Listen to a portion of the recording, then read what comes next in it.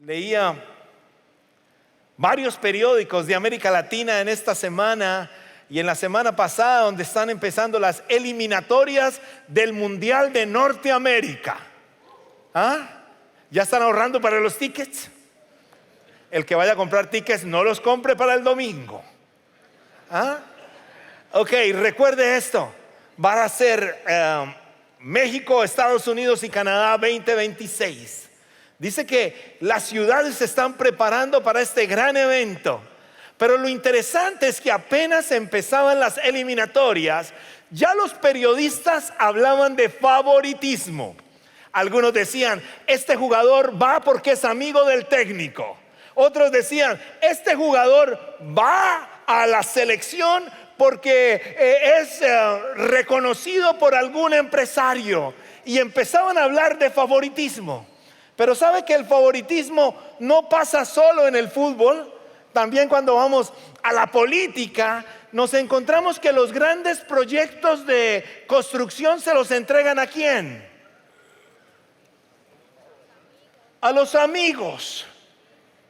Se los entregan a los amigos. Y cuando uno ve que esos grandes proyectos y va a una empresa que no tiene alguna referencia y se lo entregan, no se lo entregan, sino que participa, nunca gana, porque siempre hay, entre comillas, algún proyecto mejor.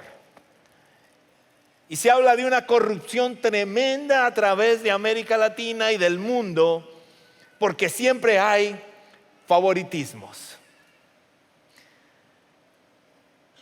No nos quedamos en el deporte y no nos quedamos en la política. Venimos a nuestro círculo de amistad y nos damos cuenta que también a través de los círculos en los cuales nosotros vivimos hay favoritismo. ¿Qué tal usted en el trabajo? Siempre está diciendo, es que el que está ahí es el favorito del jefe. ¿Ya sabe quién es el favorito en su trabajo? ¿Ya sabe quién es el favorito en su trabajo o no? Y uno dice, es el favorito. Y vamos a hablar hoy acerca del favoritismo. Y la carta de Santiago nos lleva a caminar en algo demasiado claro acerca del favoritismo. Y vamos a ir descubriendo eso, porque hay un propósito principal en la carta de Santiago, y es que nosotros podamos vivir lo que somos. Un famoso pastor aquí en los Estados Unidos daba una definición de los cristianos ateos. Cristianos ateos, suena como raro.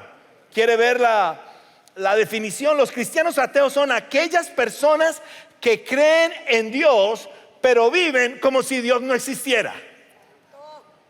Aquellas personas que creen en Dios, pero viven como si Dios no existiera. ¡Qué profundo! Y les llamó los cristianos ateos. Por consiguiente, el libro de Santiago nos va a invitar a nosotros a que no seamos de esa clase de cristianos, sino que podamos vivir lo que realmente nosotros somos. Tito nos recuerda y nos hace fuerza de cómo debemos vivir en el capítulo 1, versículo 16, cuando dice, profesan conocer a Dios, pero sus acciones lo niegan, son abominables, desobedientes e incapaces de hacer nada bueno. El apóstol Pablo, escribiendo a Tito de una manera fuerte, le está diciendo, profesan conocer a Dios, pero sus acciones lo niegan. Son abominables, desobedientes e incapaces de hacer lo bueno. Yo no sé usted por qué vino hoy, pero esto empezó fuerte. Profesan de hacer, se creen que son de Dios. ¿Pero qué? Pero realmente no lo son. ¿Sabe que usted y yo tenemos una lucha constante con el enemigo? Usted y yo vivimos una guerra contundente. Cada día, cada minuto, cada hora, el enemigo quiere derrumbar completamente nuestra fe. Quiere que nosotros no vivamos lo que creemos y quiere llevarnos a desagradar completamente a nuestro Señor. Vamos a resolver una pregunta en los próximos minutos, y es cómo convivir, cómo deben convivir los que confían en Dios. Vamos a mirar algunas cosas de cómo poder convivir con los que están a nuestro alrededor. Cómo tú y yo poder ser justos. Cómo tú y yo poder vivir plenamente y poder honrar al Señor donde estemos. El primer elemento es: nuestras acciones deben reflejar la fe que tenemos en el Señor. Nuestras acciones quiere decir como yo vivo, como yo hablo, como yo miro a los demás, tiene que reflejar lo que yo realmente soy. Santiago 1 dice: hermanos míos, la fe que tienen en nuestro glorioso Señor Jesucristo no debe dar lugar al favoritismo. Yo quiero que te devuelvas un poquito en el texto, porque dice: hermanos míos, la fe que tienen en nuestro glorioso Señor Jesucristo. Dice: la fe que tienen en nuestro glorioso Señor Jesucristo. Es interesante que recuerde que Santiago era el pastor de Jerusalén, y mire lo que está diciendo en este momento. Le está diciendo: la fe que tienen en nuestro glorioso Señor Jesucristo. Les está recalcando en quién tienen la fe, y les está diciendo quién es el Señor Jesucristo. Podría pasar muy rápido por ese texto, pero lo que está poniendo es la base para poder decir en todo el capítulo que sigue cómo yo debo vivir con esa fe. Y dice: la fe que tienen en nuestro glorioso Señor Jesucristo. Hay que entender algo muy importante. Santiago, siendo pastor, está enseñando a la iglesia que está completamente en diferentes lugares, y les está recordando que hay un Dios que se llama Jesús. Les está recordando que el Mesías ya vino. Les está diciendo aún más, les está diciendo: el glorioso Señor Jesucristo. Está resaltando la divinidad de Jesús.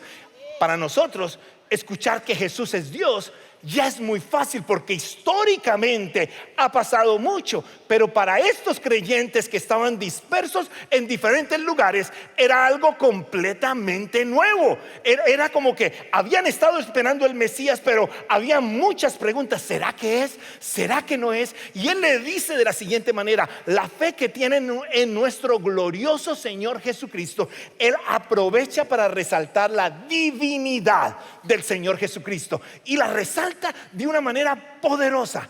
Hay que entender que el libro de Santiago se escribe entre el año 44 y 48. Y si nos devolvemos un poquito a ver cuándo el Señor Jesucristo había sido crucificado y resucitado, algunos decían que podía haber sido el año 30 o el año 33. Quiere decir, esta carta, que fue de las primeras que se escribió, apenas se estaba escribiendo 11, 12 o 13 años después de que el Señor Jesucristo había resucitado. Entonces estaba fresquito, y para la gente era difícil entender que el Señor Jesucristo era Dios, porque lo habían visto caminar, habían estado con Él. Pero Él, de una manera maravillosa, está diciendo: la fe que tienen en nuestro glorioso Señor Jesucristo. Quiere decir, wow, lo pone en el nivel que Él está, en la divinidad que Él está, y le está diciendo: como ustedes ahora tienen fe en el Señor Jesucristo,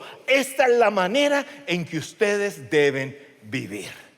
Interesante cómo empieza a afianzar Santiago en los creyentes el entender de que ese que fue a la cruz y murió por ti y por mí y resucitó fue el mismo Dios encarnado.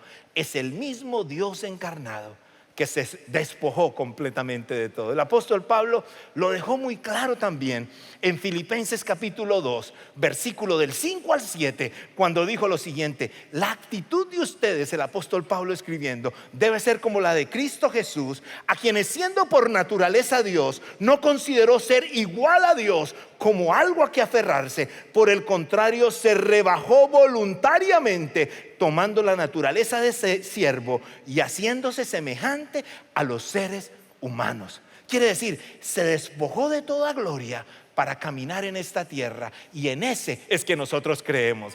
El que nos liberó del pecado, el que abrió la puerta de los cielos, el que es el intercesor para llegar al Padre, se llama el Señor Jesucristo, y lo has venido a adorar en este lugar, y es el único que reconocemos, honramos y enaltecemos en este lugar, porque esta es su casa. ¿Lo comprende, iglesia? Cuando yo entiendo eso en mi mente, entonces digo, si el Señor Jesús dice que debo vivir así, entonces debo vivir así.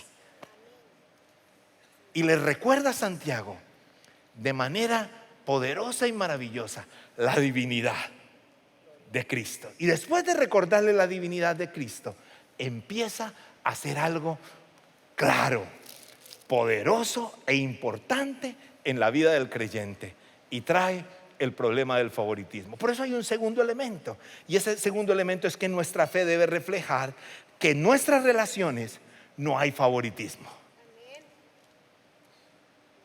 Y muchos deben estar diciendo, pero es que yo tengo mis amigos favoritos. No está hablando de eso. Es que yo tengo mi equipo favorito. No está hablando de eso. Es que yo tengo mi pan favorito. No es eso. ¿Sabe de qué está hablando? Del favoritismo, pero definiendo el favoritismo como esto. El favoritismo es dar preferencia a una persona o grupo sobre otras con igual derecho. Ese es el favoritismo. Es cuando yo doy preferencia a alguien, pero los dos tienen el mismo derecho. No quiere decir de que yo no puedo tener mi círculo de amistad.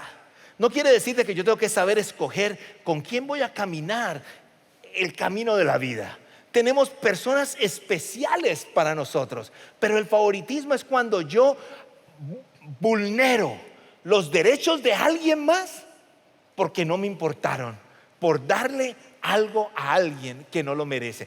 Eso es el favoritismo, y el Señor Jesucristo lo enseñó y dijo: no hay favoritismo en los hijos de Dios. El Señor Jesucristo no tuvo favoritismo con nosotros. Cuando Él fue a la cruz del Calvario, Él no dijo: yo voy a morir solo por los judíos. No, incluyó el hondureño, el salvadoreño, el colombiano y hasta el venezolano.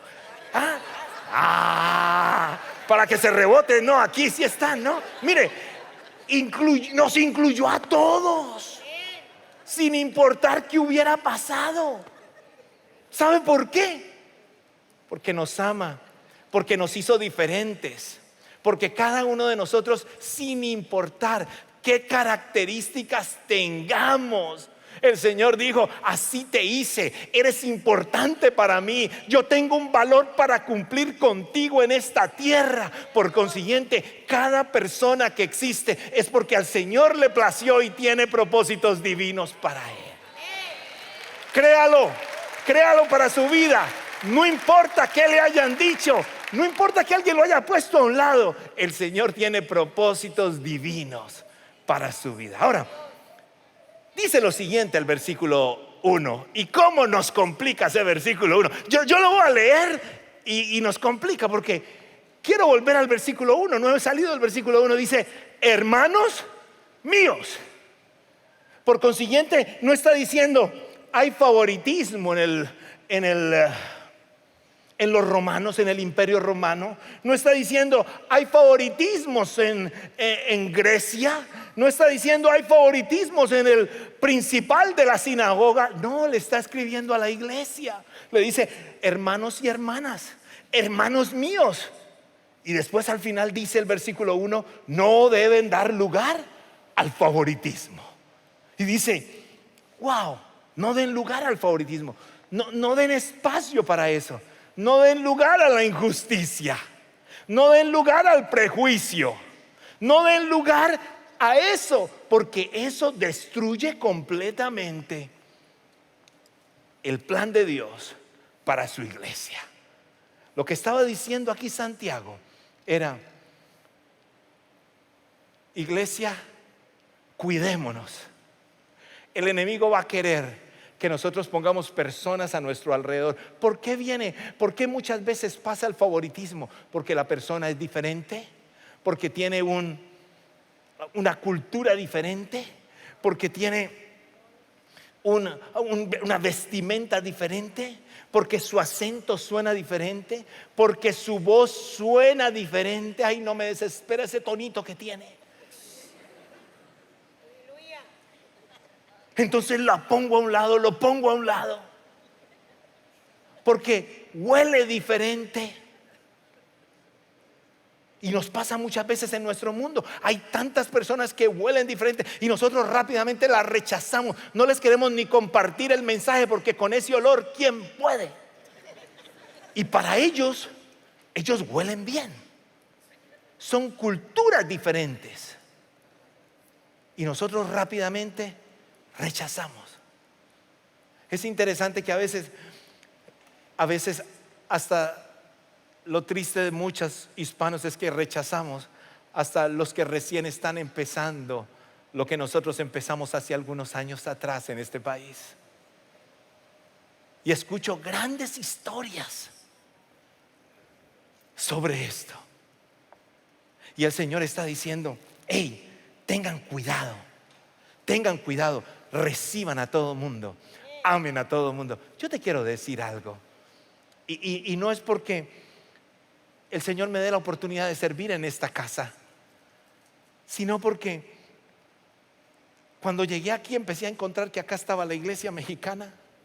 Hace unos 25 años, 23 años atrás, acá estaba la iglesia salvadoreña, allá estaba la iglesia hondureña, había una que se llamaba la primera iglesia mexicana. ¿Y cómo iba a ir un colombiano ahí? ¡Wow! Y está bien, nos sentimos bien en nuestra cultura. Pero ¿sabe qué me encanta de Champion Forest? Que el Señor ha hecho la mezcla del cielo en América Latina, aquí en esta casa local. ¿Ah? Y hermosísimo, hermosísimo. Porque a veces me preguntan: ¿y de qué? ¿Y de dónde son los que se congregan allá donde tú sirves? Y yo digo: uff, tenemos de todo. Últimamente nos han llegado muchos de uno, pero tenemos de todo. Tenemos de todos, son bienvenidos. Y le decía yo el miércoles a la iglesia en inglés: gracias porque ustedes han amado esta comunidad de una manera especial y han hecho que esta casa espiritual sea una casa para todas las naciones.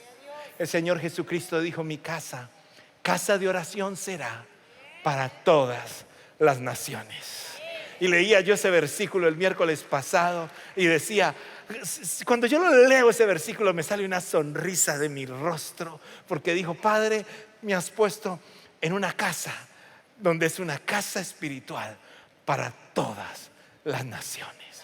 Ahora, no quiere decir de que no seamos favoritistas.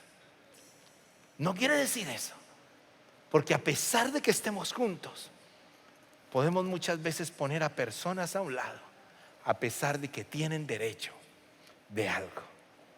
Una de las historias tristes que hay en la humanidad quedó escrita en una autobiografía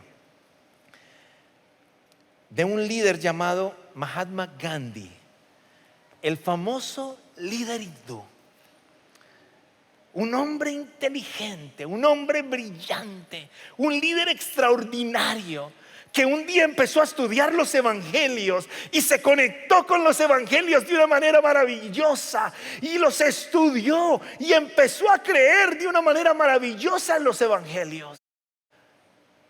Y un día se levantó y dijo: voy a ir a una iglesia porque me quiero bautizar. Y dice la autobiografía de que cuando llegó a esa iglesia y lo vieron cómo se vestía y le vieron la raza que era, le dijeron: este no es el lugar para ti, hay una iglesia más allá donde tú te puedes congregar un poco más cómodo.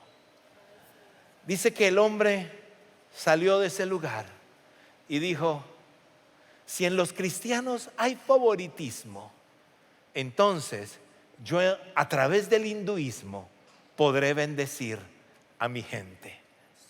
Y quedó la última frase que él mencionó sobre el tema. Dijo: yo sería cristiano de no ser por los cristianos.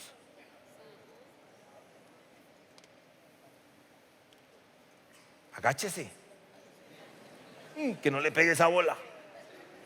Yo sería cristiano de no ser por los cristianos. Mis queridos hermanos, el versículo 2 dice de Santiago: supongamos que en el lugar donde se reúnen entra un hombre con anillo de oro y ropas elegantes, y entra también un pobre desarrapado. Si atienden bien al que lleva ropa elegante y le dice: siéntese usted aquí en este lugar cómodo, pero al pobre le dicen: quédate ahí de pie, siéntate en el suelo a mis pies.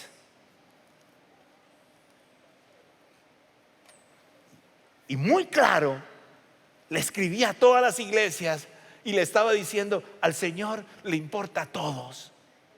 No importa qué haya en su historia, no importa qué haya en su pasado, no importa qué tan bajo haya caído, no importa si es rico o pobre, al Señor le importa cada persona que quiera acercarse a Él. Y usted y yo estamos invitados a ser instrumento y no puerta para que esa persona llegue a los pies de Cristo. Pero ese favoritismo no se queda solo en la iglesia. Ese favoritismo llega a las familias. Y he tenido muchos chicos en mi oficina, personas en mi oficina, que han llegado a hablar conmigo y siempre me dijeron: yo no fui especial para mi padre porque yo no fui hombre. Yo no fui lo que él estaba esperando. Yo siempre me sentí rechazada, y ya tiene 45 y todavía se siente así. Ese ya es otro sermón. Te tiene que soltar lo que no es suyo. Pero hizo un daño en sus hijos porque había favoritismo. No espere lo mismo de todos sus hijos. Tenga mucho cuidado. Cada uno de nuestros hijos tiene diferente capacidad. No los compare unos con otros. El Señor los ha creado de tal manera que los va a usar para su gloria, y sus capacidades son diferentes. Pero si explotamos esas capacidades diferentes que tienen, ellos podrán alcanzar los propósitos divinos que Dios preparó de antemano para ellos. El favoritismo llega a través de la familia extendida. Hay muchas personas con las que no queremos ser justos con ella. Hay muchas personas en nuestro trabajo en las cuales no queremos ser justos con ella. Escogemos a quien bendecimos. Tenga cuidado en vulnerar los derechos de otros, porque con eso no honramos a nuestro Dios. ¿Amas a las personas por igual? No te quiero decir de que no haces tus relaciones de amistad especial con alguien. Necesitamos tener buenos amigos, pero ¿amas a las personas por igual? ¿Te preocupas por las personas por igual? ¿Valoras tanto al pobre como al que tiene dinero? ¿Aceptas a las personas bonitas, a las medio y a las feitas? ¿Las aceptas? Todos son lo que el mundo dice, porque para el Señor todos somos hermosos para Él, preciosos para sus ojos. Usted es precioso para los ojos del Señor. Dele un aplauso al Rey que lo mira así. Por la gracia del Señor lo mira así, nos mira así. El Señor es especial y maravilloso. Una fe genuina en Jesús nos lleva a amar a todos por igual. Yo sé que es difícil cuando alguien te ha decepcionado y te ha fallado. Y yo sé que cuando nuestro corazón se corrompe por circunstancias, es duro seguir la batalla. Es duro volver a dar lo que nosotros teníamos y mermamos, y por prejuicio nos quedamos en un lugar.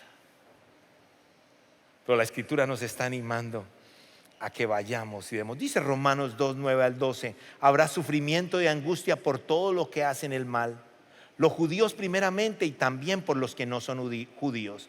Pero la gloria, honor y paz para todos los que hacen el bien, los judíos primero y también para los que no son judíos, porque con Dios no hay favoritismo. Quiere decir, si nosotros vivimos la fe que tenemos, si nosotros somos capaces de ser los hijos de Dios, que Dios quiere que nosotros seamos, habrá gloria, honor y paz para todos los que hacen el bien. ¿Cómo vives? ¿Cómo vivimos? Es la tarea que nosotros tenemos. Hay un tercer elemento. Nuestra fe bien vivida nos dará libertad y gozo eterno. Si viajas hasta el versículo 12, dice: hablen y pórtense como quien han de ser juzgados, porque la ley nos da libertad. Y nos recuerda algo. Un día tú y yo vamos a estar juzgados ante el trono de la gloria. Y el Señor va a estar allí y nos vas a decir: te puse estas personas a tu entorno, en tu entorno, para que las bendijeras. Te puse estas personas para que impactaras en ellas. Te puse estas personas a tu alrededor. De pronto te va a decir: buen siervo fiel, en lo poco has sido fiel, en lo mucho te pondré. Pero de pronto te podrá decir: no fuiste capaz de hacer lo mínimo por bendecirlas, para que me conocieran y para que te conocieran, que yo soy capaz de hacer en un corazón. No dejes que el enemigo controle tu corazón. No dejen que las heridas controlen tu corazón. Recuerda que tu corazón el Señor lo renueva y lo hace nuevo siempre que lo buscamos a Él. El favoritismo se supera cuando yo veo a cada persona con misericordia. ¿Cómo supero esto? Cuando tengo la capacidad de ver a cada persona con misericordia. ¿Qué es la misericordia? La misericordia viene del latín misere o misere y significa miseria, y de la otra palabra que es cor o cordis, que significa corazón, y es agarrar la miseria de otro y ponerla en tu corazón. Eso es misericordia. Es cuando yo miro la necesidad del otro, la dificultad del otro, la diferencia del otro, la capacidad de pensar del otro, y a pesar de que me piensa completamente diferente, mi corazón tiene tanta misericordia que aunque me fastidia, supero eso y soy de bendición para esa persona. No le quito el derecho a poderla bendecir, porque si el Señor la puso en mi camino, va a ser para bendición. Y el versículo 13 nos recuerda algo: porque habrá un juicio sin compasión para que el que actúe sin compasión. La compasión triunfa en el juicio. ¿Estás escuchando? Ay, nadie dijo amén cuando dije: habrá un juicio sin compasión para los que actúen sin compasión. Está duro ese amén ahí, ¿no? Y después dice: la compasión triunfa en el juicio. Quiere decir, cuando he tenido compasión y llega ese gran momento, el Señor va a decir: viviste una vida bien, te la puse difícil, te puse algunas personitas que te fastidiaran, te puse algunas personitas diferentes, y te quiero decir: cumpliste la tarea, las bendejiste. Muchas veces estabas que te me salías, pero tu fe superó eso y triunfaste y pudiste ser herramienta de bendición para otros. La misericordia es compasión. La misericordia se acerca para ayudar a aquellos que tienen necesidad. La misericordia es lo que te hace amar a tu enemigo. La misericordia es lo que te motiva a ayudar al extraño. La misericordia es amable cuando otros son crueles. La misericordia es amorosa cuando otros no son amorosos. La misericordia trata a todos por igual cuando no te tratan por igual. Santiago 3:17 dice lo siguiente: en cambio, la sabiduría que desciende del cielo es ante todo pura y además pacífica, respetuosa, dócil, llena de compasión y de buen fruto, imparcial y sincera. En fin, el fruto de la justicia se siembra en paz para los que hacen la paz. ¿Sabe qué palabra resalto de este texto? Vivir con compasión nos permitirá a nosotros aceptar y ser de bendición a las personas diferentes a nosotros y no llegar al favoritismo que no bendice a nadie. Cuide su hogar de favoritismos. Cuide sus hijos de favoritismos.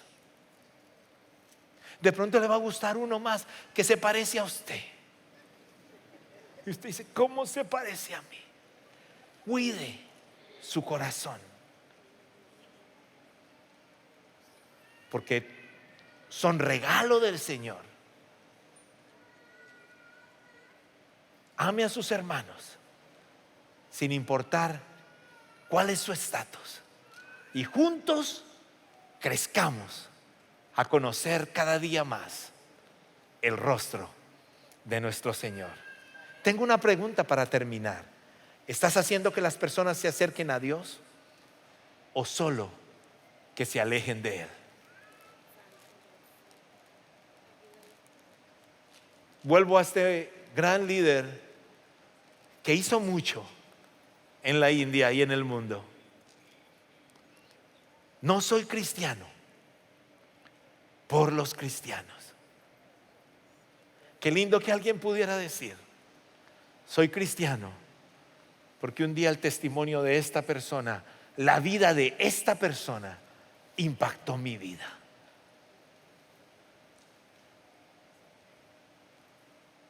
Qué hermoso que esa persona fueras tú. Y tu vida impactó de manera poderosa a alguien más. ¿Estás quitándole el derecho a alguien que merece derecho? ¿Estás prefiriendo a alguien por encima de alguien más por cosas específicas? ¿Estás siendo imparcial? El Señor Jesucristo nos aceptó. Se despojó de toda su gloria. Vino por ti y por mí que no lo merecíamos. Caminó en este mundo. Nos enseñó a vivir. Fue a la cruz del Calvario y sufrió de una manera impresionante. Y su perfecta sangre se derramó con el único propósito de que estuviéramos ante el Padre. Y lo hizo no por los judíos, lo hizo por ti y por mí también, para que todo el mundo que en Él crea no se pierda, mas tenga vida eterna. ¿Estás siendo de testimonio a alguien? ¿Lo estás haciendo? ¿Quieres cerrar tus ojitos ahí donde estás? Gracias por participar del servicio a través del internet. Esperamos que la experiencia de hoy haya alentado y desafiado su mente y corazón. En Champion Forest nos apasiona ayudar a las personas a conocer a Dios, a crecer en su relación con Él y con los demás, mientras todos, como cristianos, hacemos una diferencia en el mundo. Nos encantaría tener la oportunidad de hablar y orar con usted. Le invitamos a que ingrese a championforest.org/conectar para que podamos estar en contacto. Y por supuesto, esperamos con ansias el momento de poderles saludar en persona en una de nuestras sedes. Que Dios le bendiga y tenga una semana llena de la presencia del Señor. Nos vemos pronto.